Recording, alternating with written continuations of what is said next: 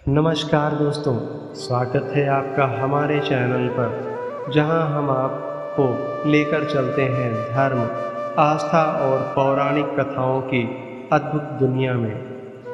आज हम आपको एक रोचक और अनसुनी कहानी सुनाने जा रहे हैं। राम ने कंस को कैसे और क्यों मारा।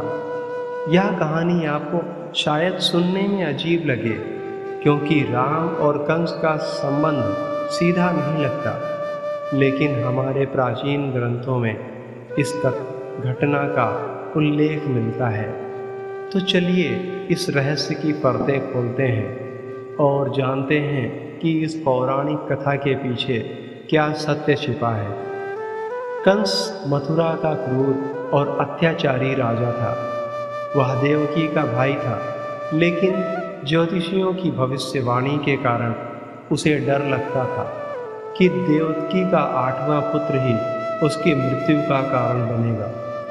इस भविष्य की वाणी के कारण कंस ने देवकी और वासुदेव को जेल में डाल दिया और उनके सभी बच्चों की हत्या करवा दी। लेकिन भगवान विष्णु ने इस क्रूर अत्याचार को समाप्त करने का निश्चय किया और स्वयं श्री कृष्ण के रूप में जन्म लिया। अब प्रश्न उठता है कि राम, जो त्रेता युग के भगवान विष्णु के अवतार थे, का द्वापर युग के कंस से क्या संबंध है। दरअसल त्रेता युग और द्वापर युग के बीच एक गहरा संबंध है। त्रेता युग और द्वापर युग में जो संबंध है, उसमें त्रेता युग में भगवान राम ने रावण का वध किया था और राक्षसों के साथ के अत्याचार से पृथ्वी को मुक्त किया था।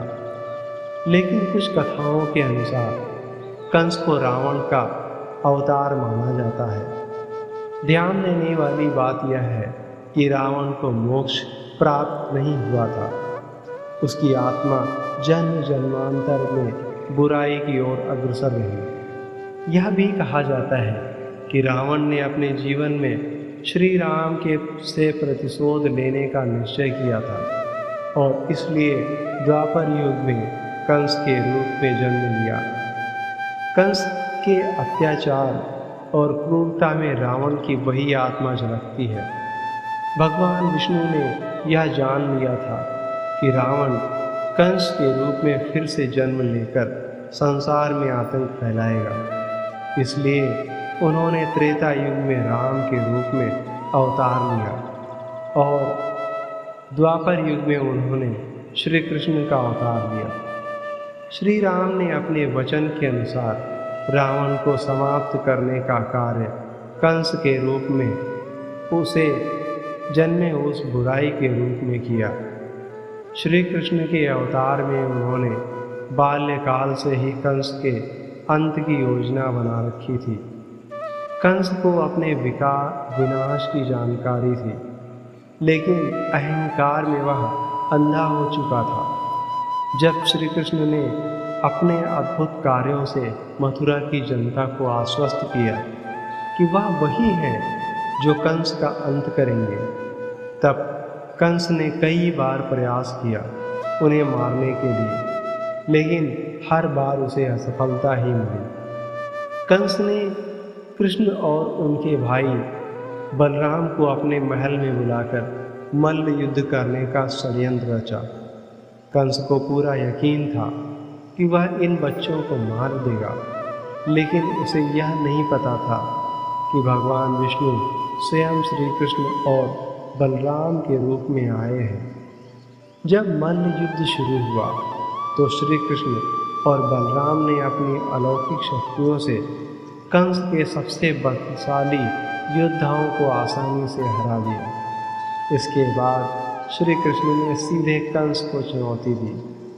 कंस, जो अत्याचारी और अहंकारी था, ने अपने बल और क्रूरता का प्रदर्शन करते हुए श्री कृष्ण से युद्ध किया, लेकिन श्री कृष्ण ने उसे परास्त कर उसकी छाती पर चढ़कर उसका वध कर दिया। कंस का अंत होते ही मथुरा नगरी में शांति और सुख का माहौल फैल गया। श्री कृष्ण ने कंस का वध करके न केवल मथुरा को उसके अत्याचार से मुक्त किया, बल्कि रावण की उस आत्मा को भी मुक्ति दिलाई जो जन्म जन्मांतर तक अपने पापों का बोझ ढो रही थी। यह वध केवल एक अत्याचारी राजा का अंत नहीं था, बल्कि यह अधर्म और अहंकार के अंत का प्रतीक था। श्री कृष्ण ने अपने पिछले अवतार में लिए गए वचन को पूरा किया और रावण को अंतिम मोक्ष प्रदान किया।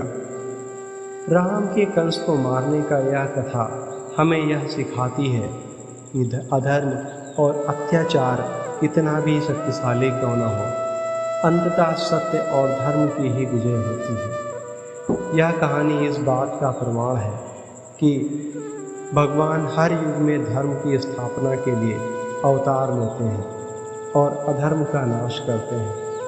कंस, जो रावण की बुरी आत्मा का प्रतीक था, उसकी मृत्यु से यह सिद्ध होता है कि अहंकार और अत्याचार की कोई जगह नहीं। तो दोस्तों, यह थी वह अनोखी और अद्भुत कहानी कि राम ने कंस। यह कहानी हमें यह सिखाती है कि चाहे परिस्थिति कैसी भी हो, धर्म का पालन करना और सत्य के मार्ग पर चलना ही मनुष्य का मुख्य उद्देश्य है। अधर्म का अंत निश्चित है, चाहे वह किसी भी रूप में आए। अगर आपको यह वीडियो पसंद आया हो तो हमारे चैनल को लाइक और सब्सक्राइब ज़रूर करें। अगली बार हम आपके लिए और भी रोचक कहानियाँ लेकर आएंगे।